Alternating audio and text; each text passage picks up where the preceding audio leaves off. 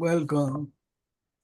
Okay, for me, it's a pleasure to introduce Pablo de Nápoli.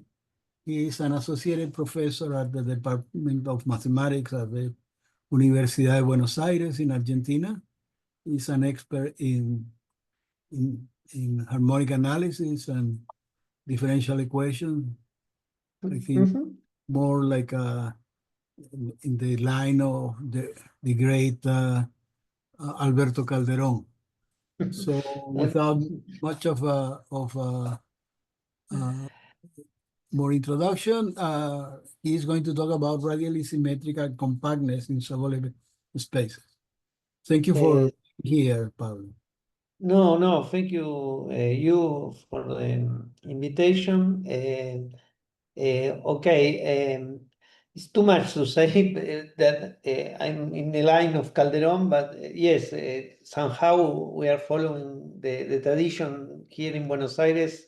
Is of course coming from his work, no? He has a lot of influence in our teaching, in our research and everything.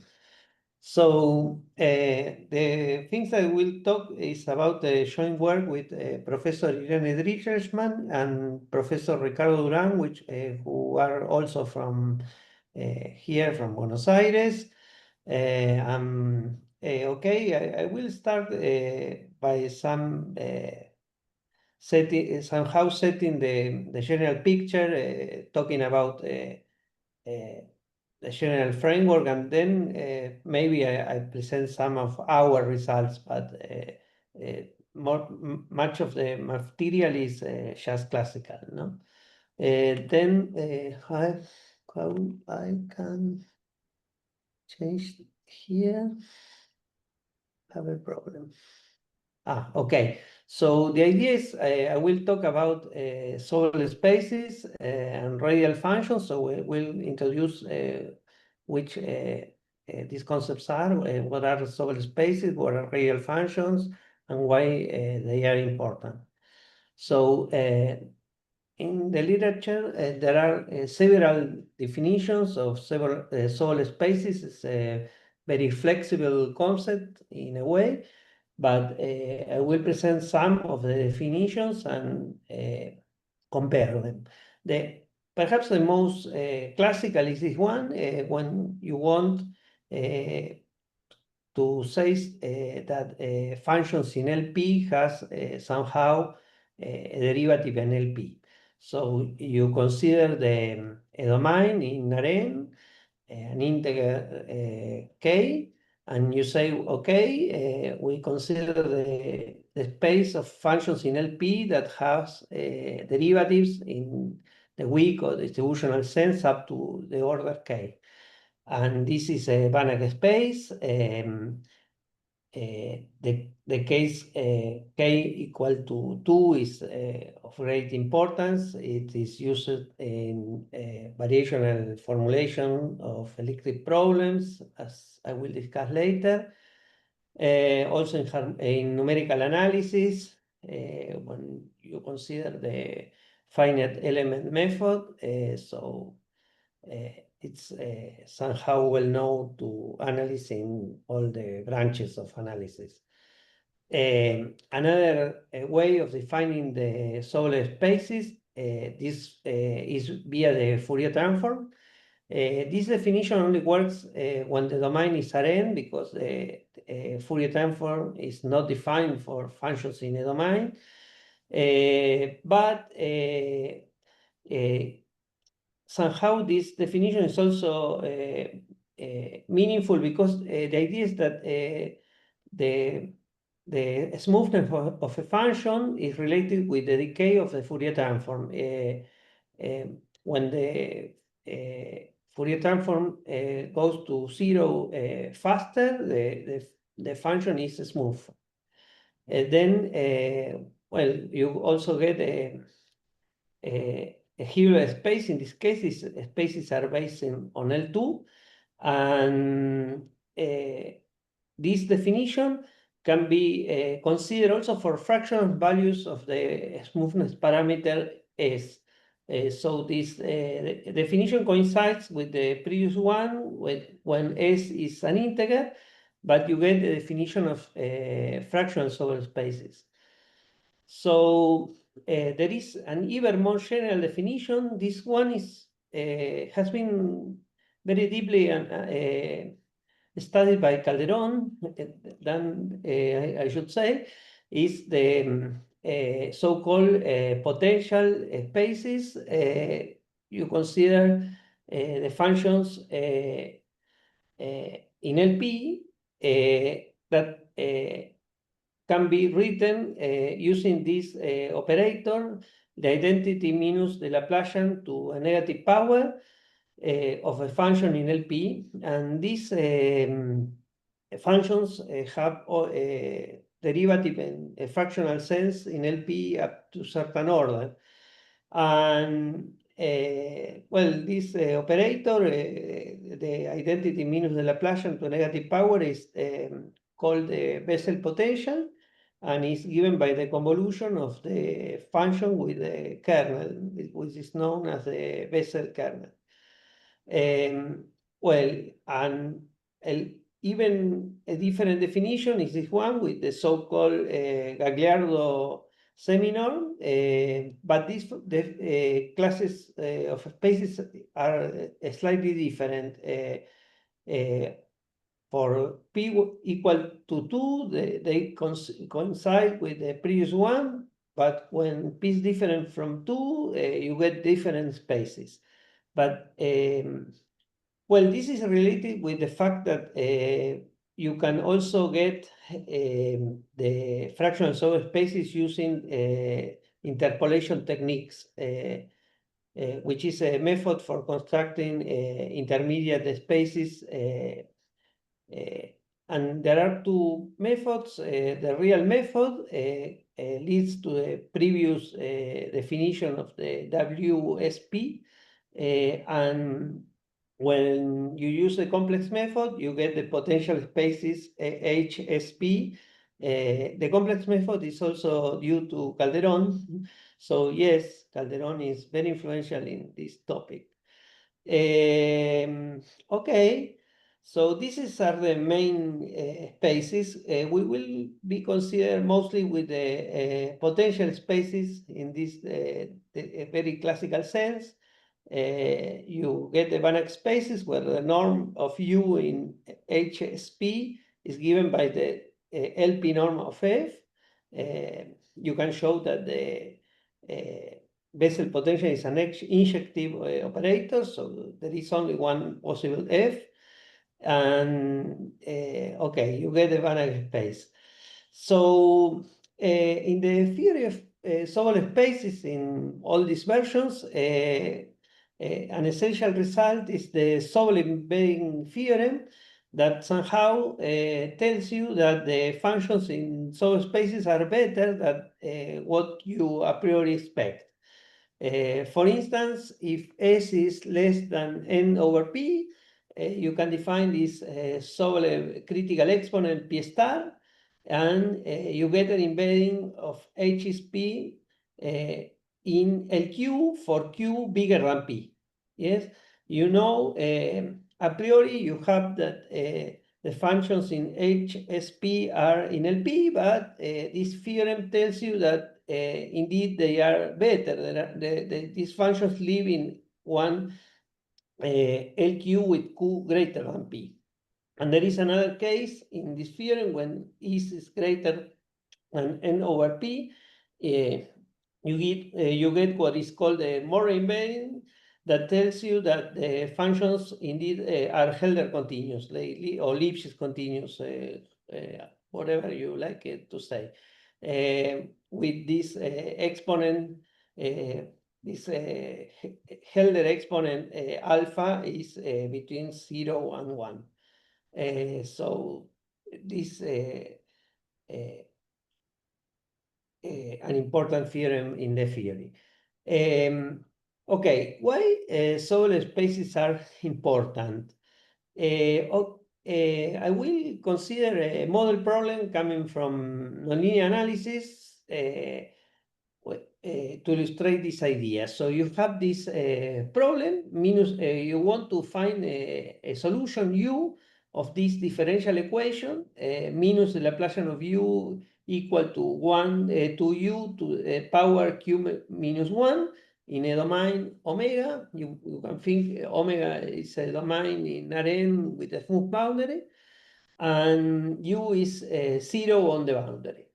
This is a very classical problem. You always have that u equal to 1 is a solution. It's called a trivial solution, but the question is if there are any other solutions. And one very classical way to get solutions of this problem is by a minimization problem with constraints.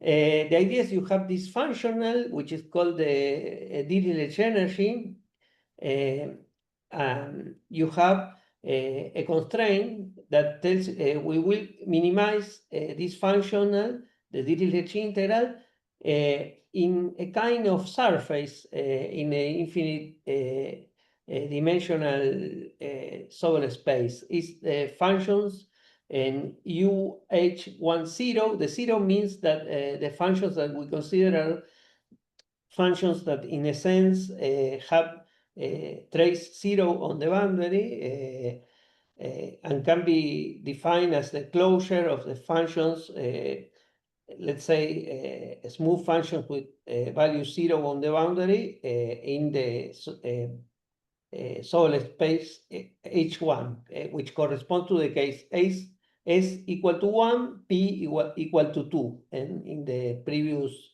definitions. And okay, this set the functions of u which are positive or non-negative and have integral of u to the power q equal to 1. When the integral over omega of u to the power q is equal to 1, this set is a kind of surface, and you want to minimize the energy in this set. So if you forget about the technical things of functional analysis and so on, this is a kind of a minimization problem like the ones in the calculus course of with Lagrange multipliers. It's kind of the same thing.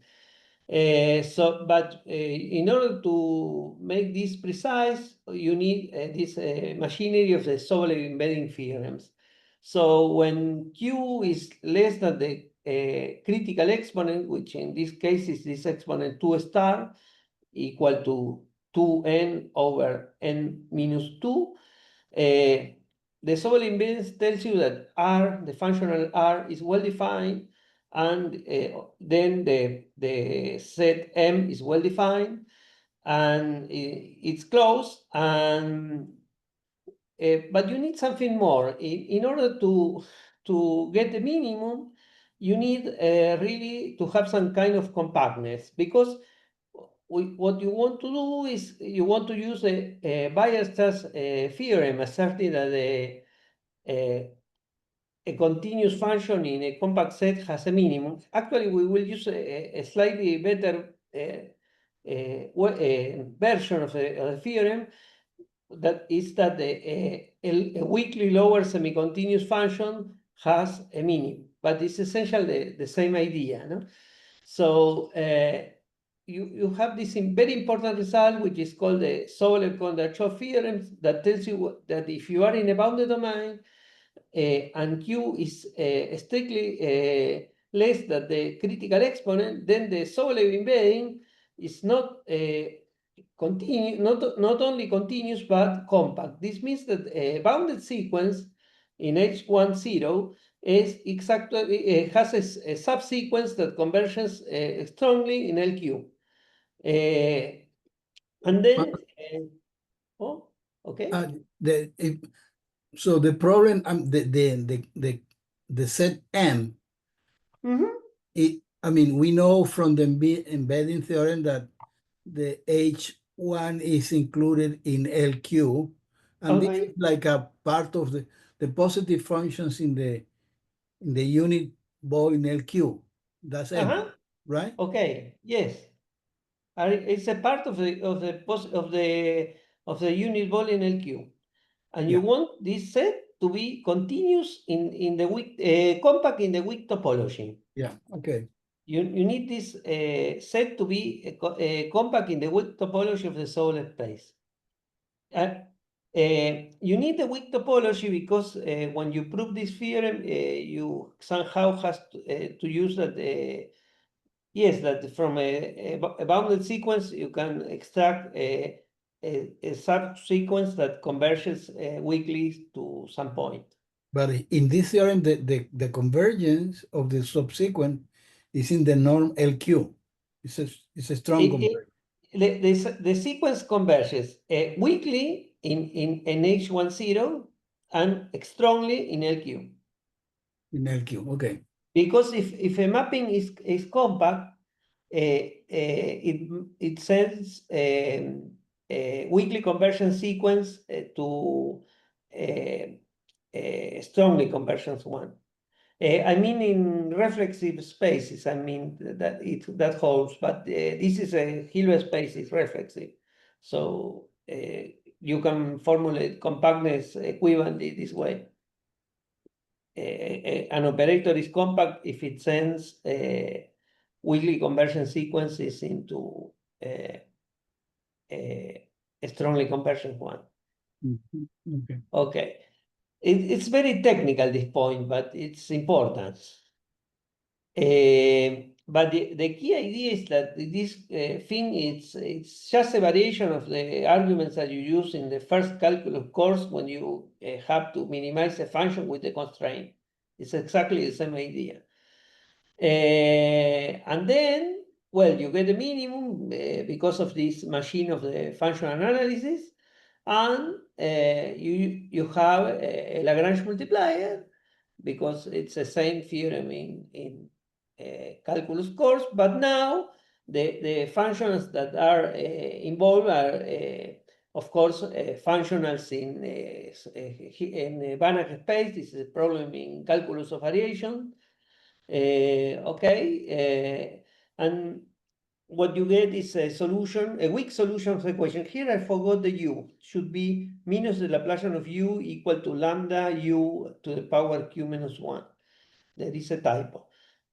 So, okay, so you get the solution of a non-trivial solution of your equation because the solution will live in M, so it has integral of u to the power q equal to 1, so u is not 0.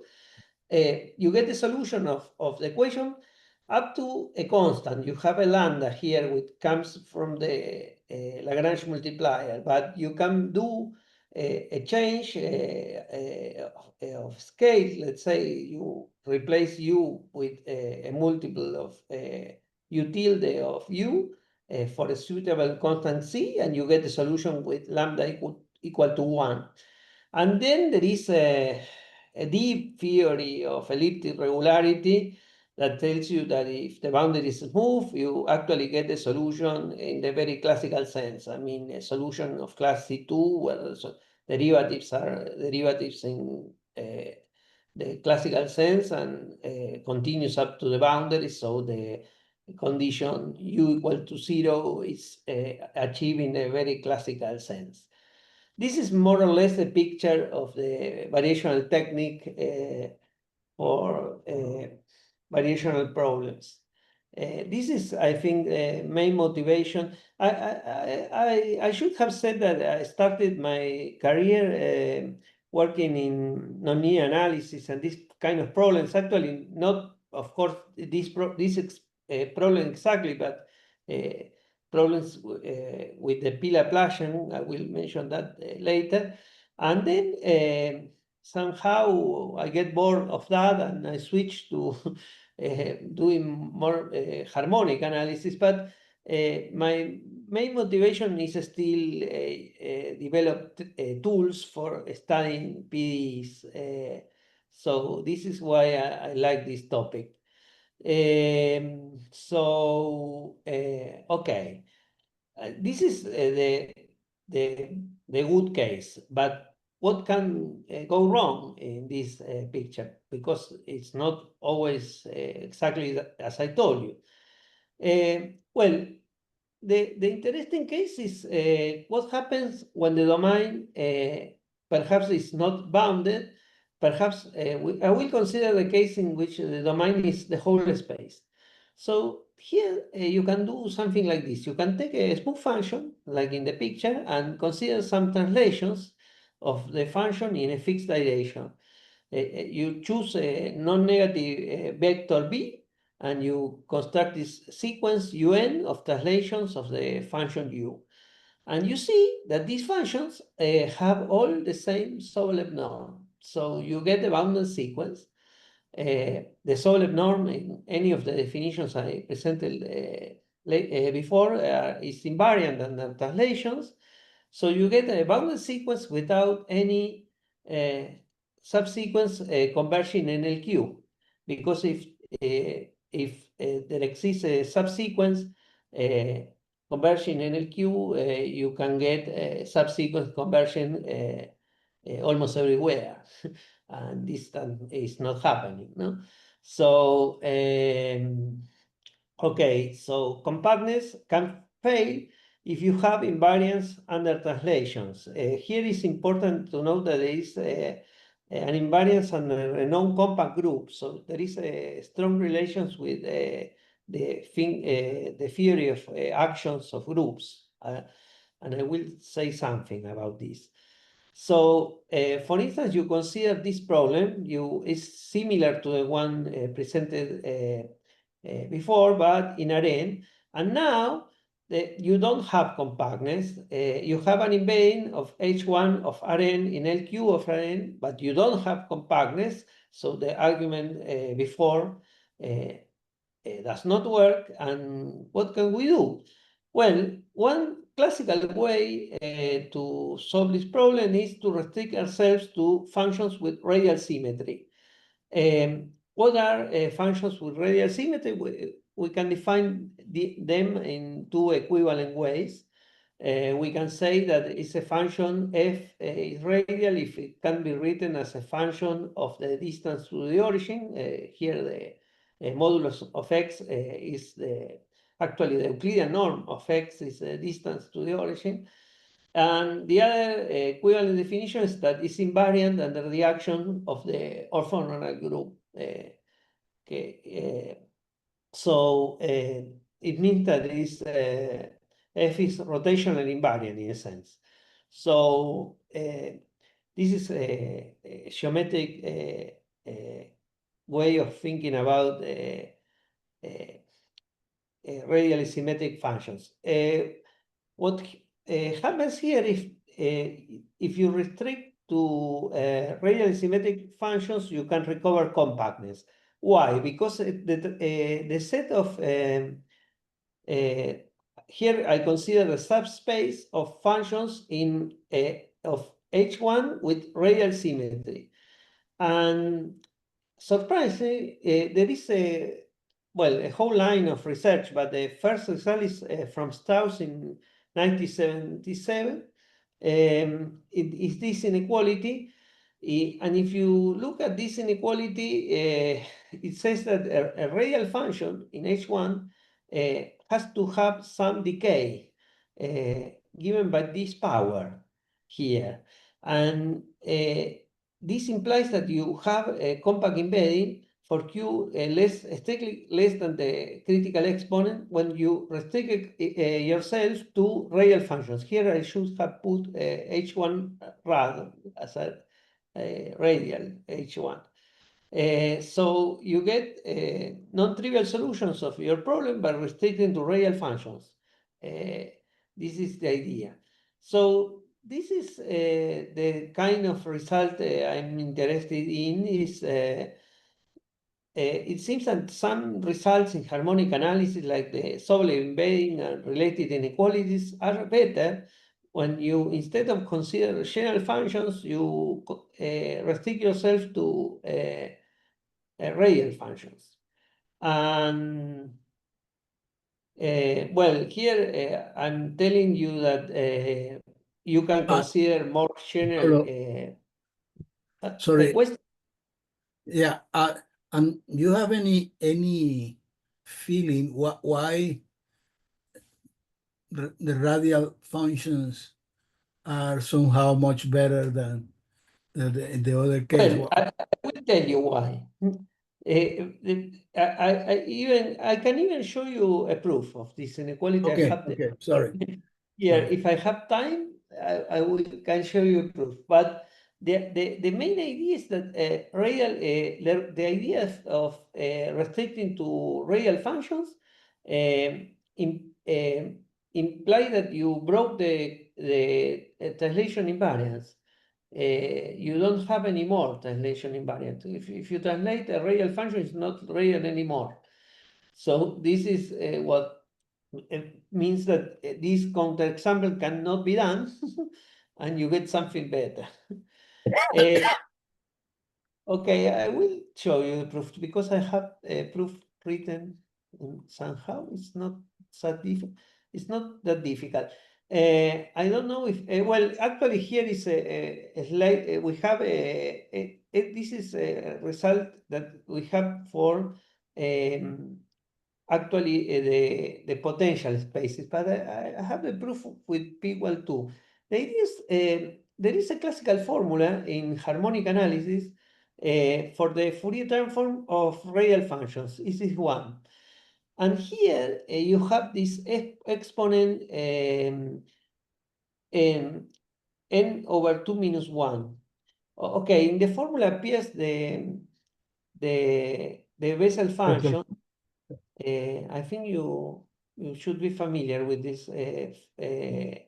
formula. No? It's a formula due to Bochner, I think. It's in the book by Stein. It's a very classical one. So the idea is you use the formula and you use the bound for the Bessel functions. This Bessel function decays like r to the power minus 1/2. And you use that and the idea here is I write the function in terms of the Fourier transform by using the Fourier inversion formula, and then I split the integral in two parts. The part of low frequencies and the part of high frequency. This is a key idea, I think, in many arguments in harmonic analysis. So, well, you simply bound each part using Heller inequality. What else can you use? And in the low frequency part, you just use the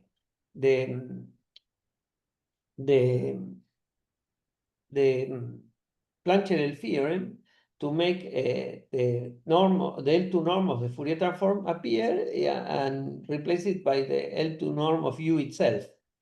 And in the high frequency part, you do more or less the same, but you use the decay that you know that the Bessel function has, and what appears is the L2 norm of the derivative. So let's say the norm of U in L2 controls the low frequency part, and the norm of the derivative control the high frequency part. And then, well, in this argument, I'm broken the integral at some point R0, and you have to optimize at which point you will break the integral. You will break the integral, and minimizing R0, you get this inequality. I don't know if this proof is so clear of why radial functions are better, but it's elementary one. I like it that we found this elementary proof, and you cannot do the same with non-radial functions, because this formula at the beginning is just for radial functions. So in this formula is already present the decay of U. I'm using this formula, but with u in place, with the u and the Fourier transform of u, I change it, no? The rows. So maybe I want to say something more. I don't know how much time do I have. 20 minutes, I think, something like this, no? Okay, so okay, I was telling you that more general solved spaces are perhaps needed for more general problems like the one with the P Laplacian that I worked in my PhD, and now it's very popular this thing of the fractional Laplacian. There are a lot of people working after Caffarelli. Pablo Stinga, I don't know, a lot of people are working with the fractional Laplacian, and then you have to consider fractional Sobolev spaces.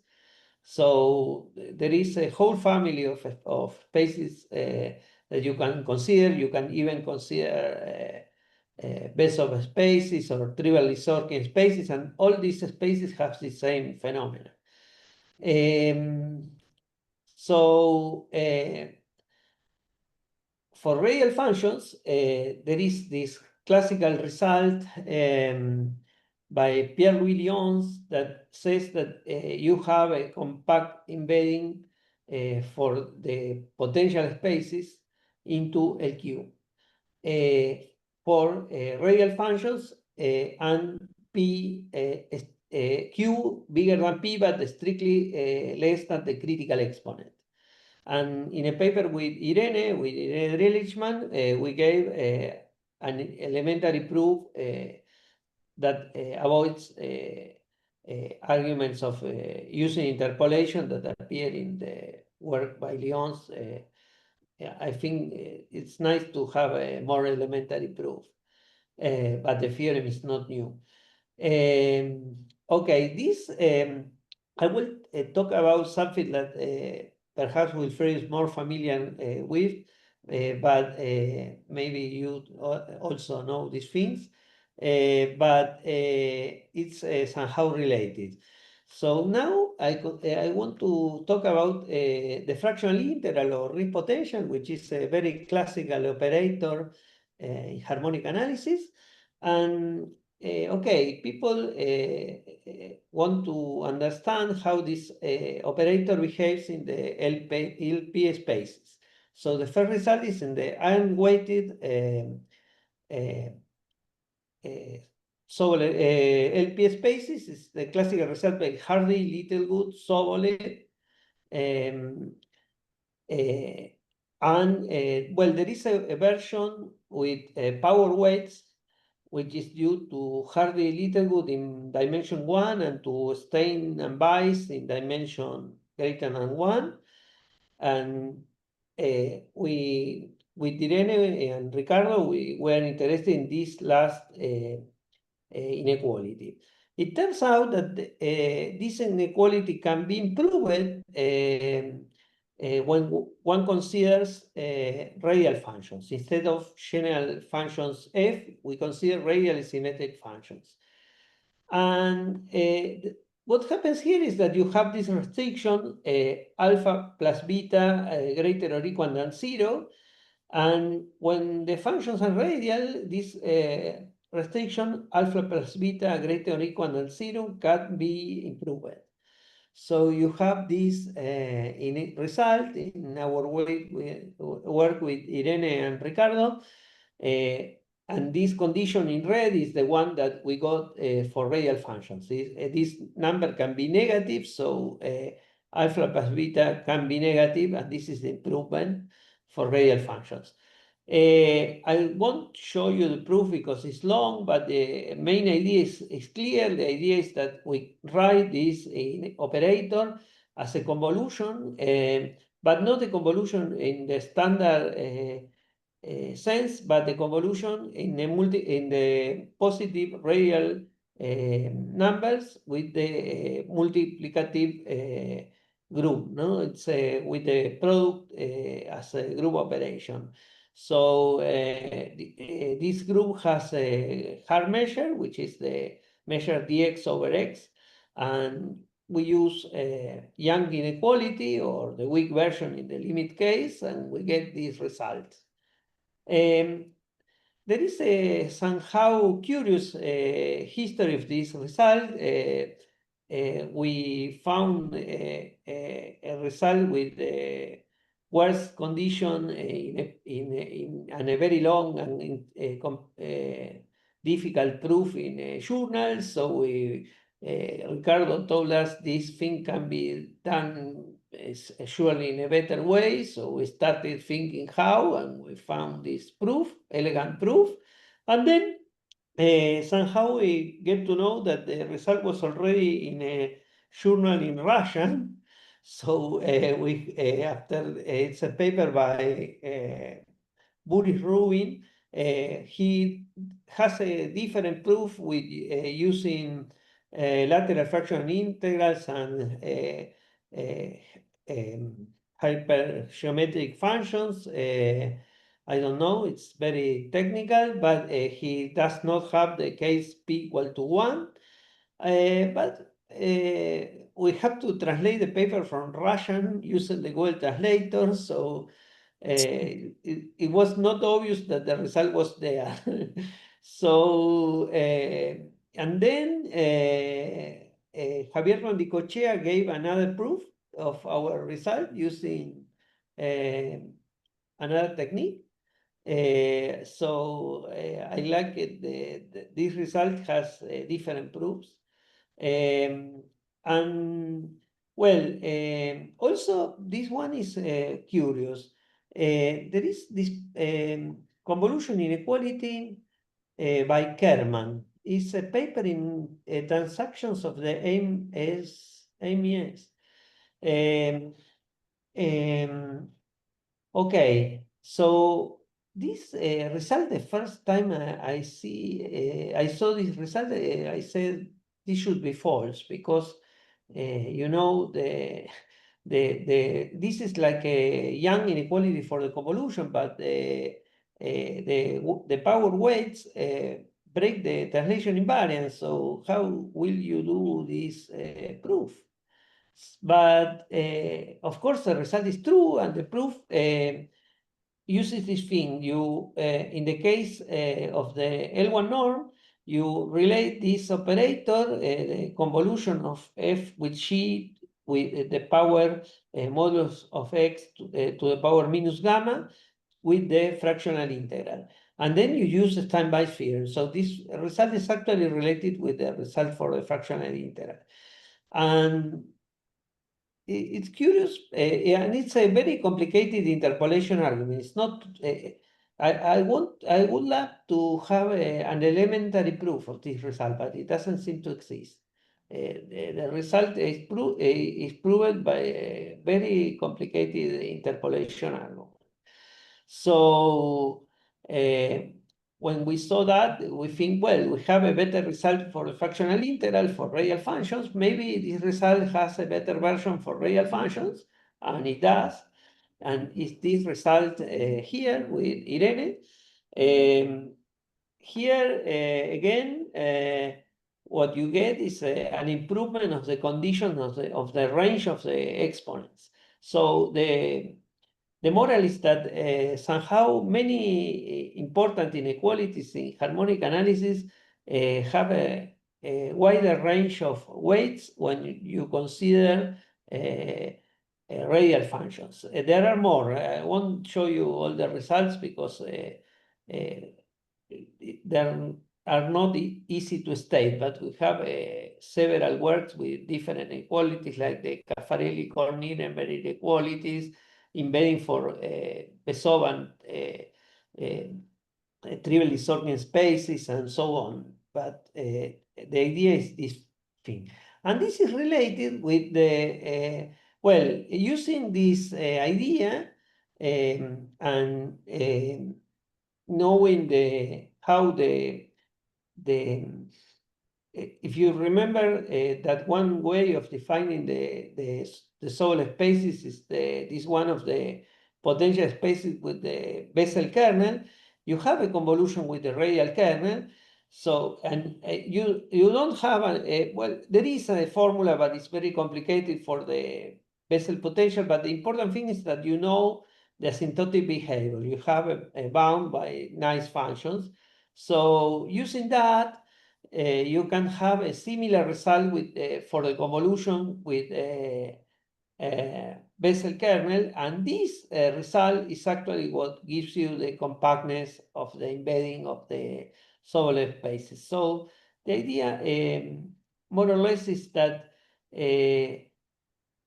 for the arguments, the moral I want to set is that for many results in PDEs, in the for applications in calculus of variations and PDEs, there are results in harmonic analysis that are very relevant, like the Sobolev embeddings and their compactness, and these are related to inequalities in harmonic analysis related to classical operators like the Riesz potential or the Bessel potential.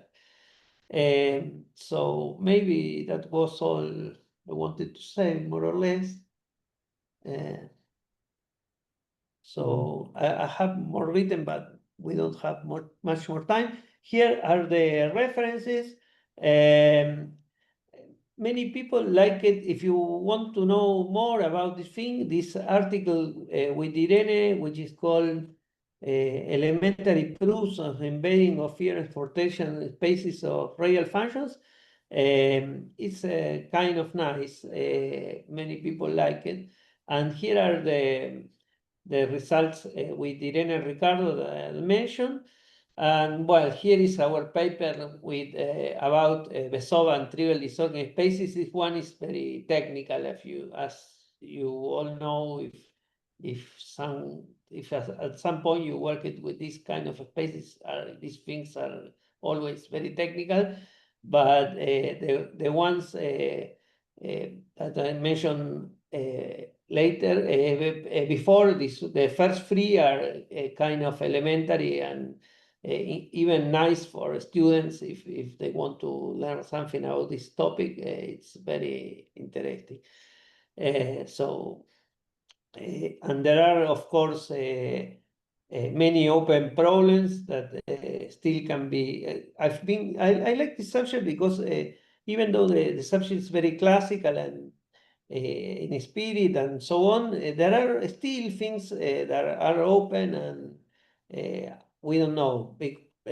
Here I mentioned one. I would love to have an elementary proof of this result by Herman. You can see that the paper is highly non-trivial, but the result seems something that should be proven in a page. I don't know, it's strange. But it's not an exercise, it's a difficult result. So that's more or less what I wanted to present today. Well, Okay. thank you very much.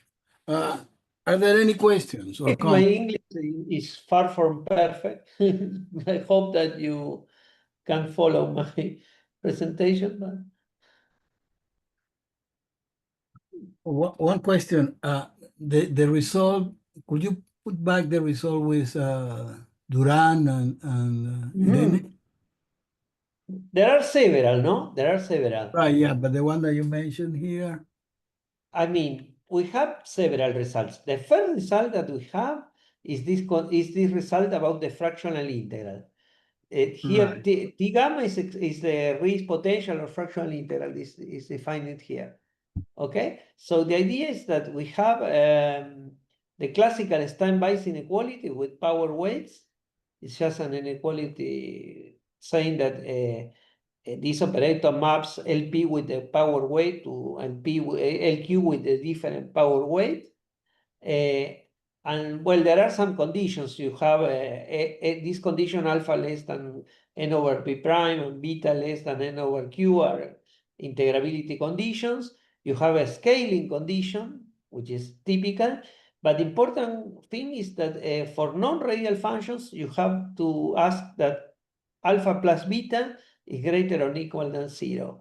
And for non-radial functions, you get a wider range of exponents. This was the first result that we have. And then we started thinking about applications and related results, no? And have many.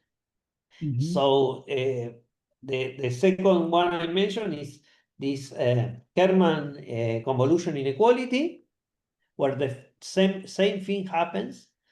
The range of exponents can be proved when the radial functions are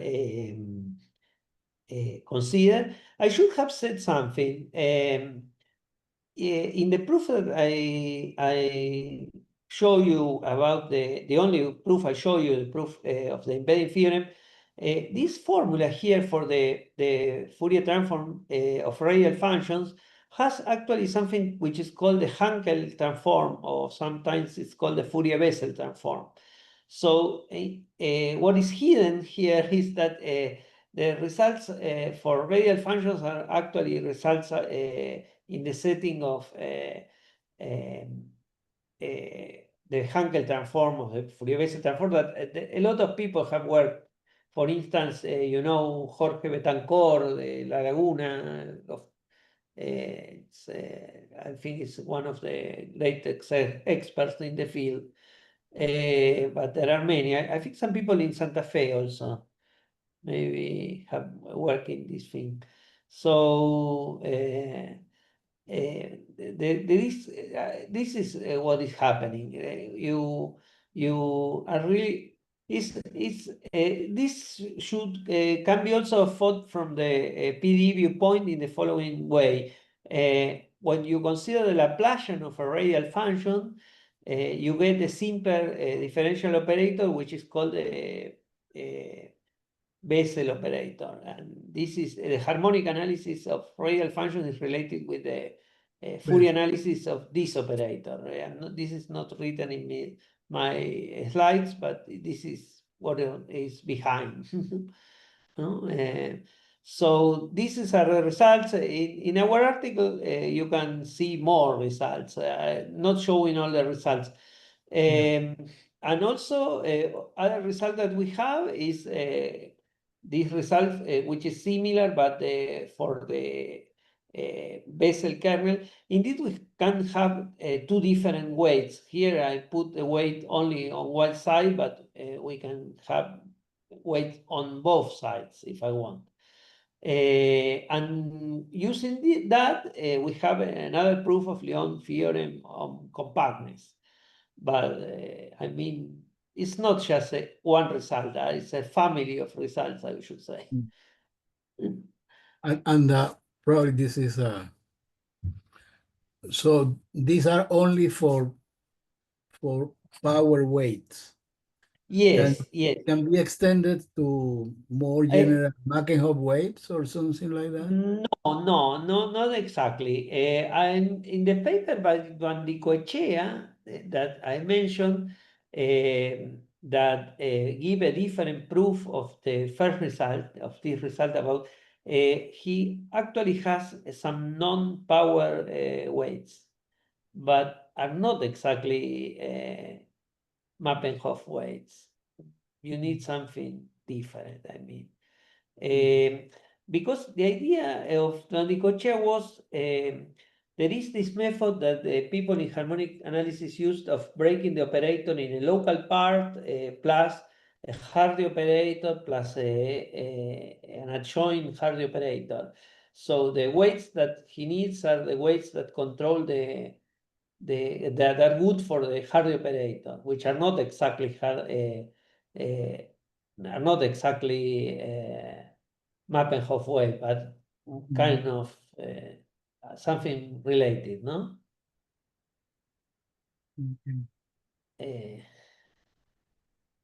Any other question or comment?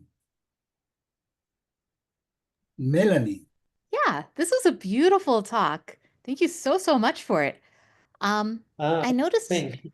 it covers a lot of stuff in Rn, and it seems like some of these results could extend to like radially symmetric manifolds or things like that. Have you There played with that are. at all, or? Yes, there are results. I don't work in this thing, but there are results in what it's Riemannian manifolds with symmetries. Yes, yes, there are.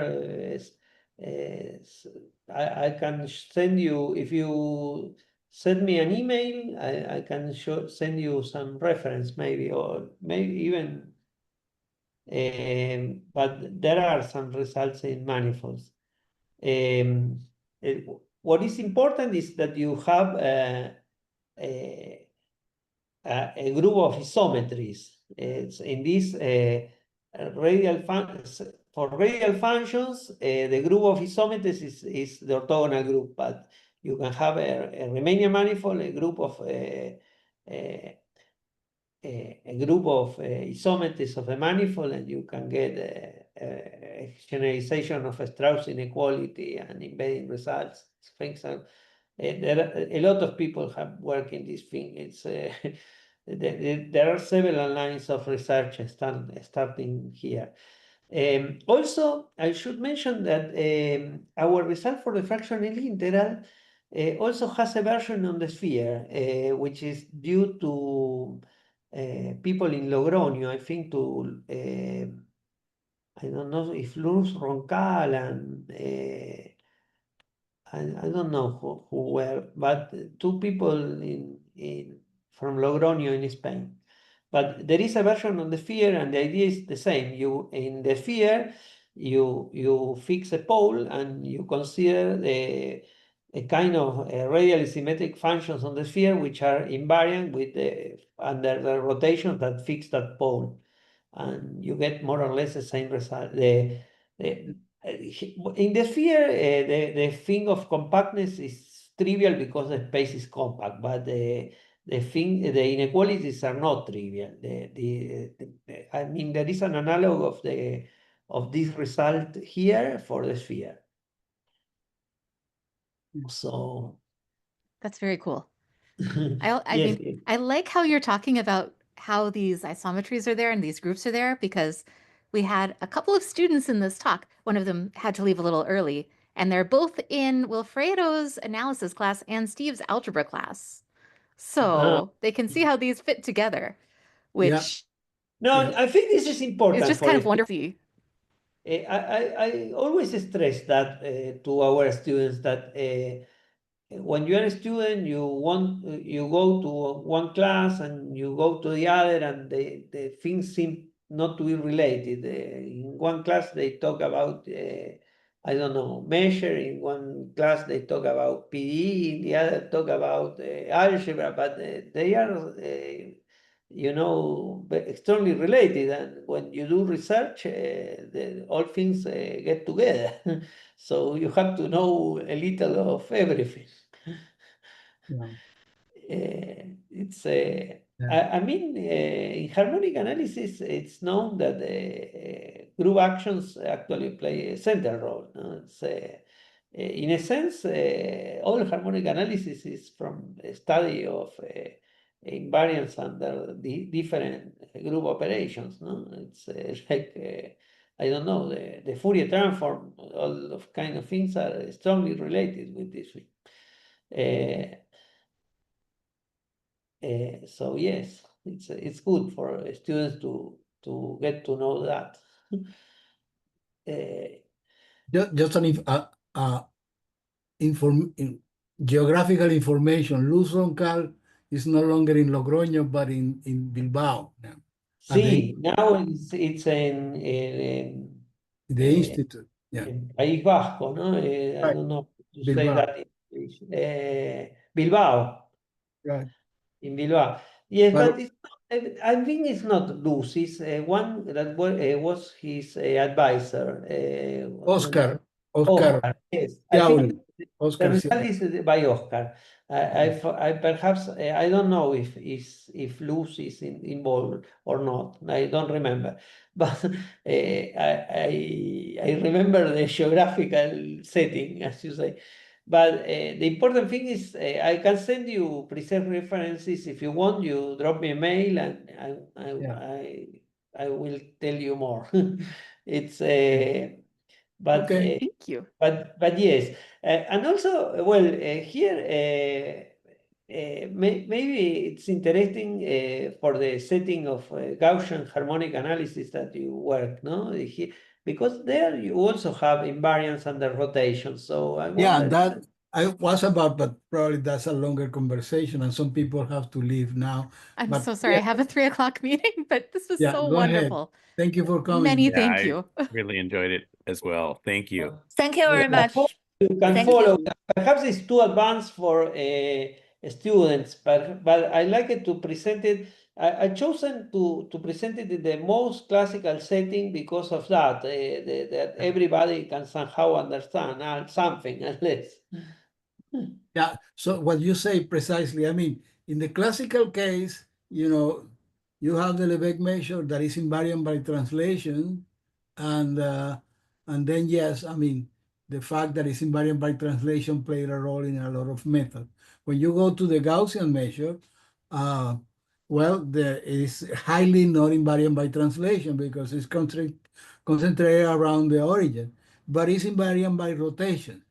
Nevertheless, as far as I know, in very few instances, the fact that of the invariant by rotations has been used to get results. But in that case, yeah, of course, something that I was thinking about when you were talking about you have if you consider the subset of radial functions, probably you can get much better result with the Gaussian measure than the other case as your result in this case, right? But I haven't seen anything in that direction, for instance. Okay, so yes, we will discuss that later maybe, but Yeah, right. but it's that's a kind of thing that is somehow interesting to me. But Yeah. yes, and let me say something. Here I'm not putting this because I don't know that the professor was there interested in the heat kernel and so on, but there are also results for the heat kernel evolution. I mean, these people here that I mentioned, what is Piero d'Ancona and Renato Luca, they have a generalization of our results using something that they call mixed radial angular norms, which are kind of, yes, that mixed norm. But they use this to study the, what this thing, how it's called, the Navier-Stokes PDE. So the thing, I don't know if you know something about Navier-Stokes, but it's they have to understand how the heat the convolution with the heat kernel behaves in for radial functions, for instance, or for these radial angular mixed norms that they consider are more general. And so that yes, this can be used for this kind of evolution equation as well, not only for elliptic equations. I should say. Okay. Any more question or comment? Well, if not, let's thank the speaker again. And well, thank you for coming. Have a nice weekend, everybody. Thank you.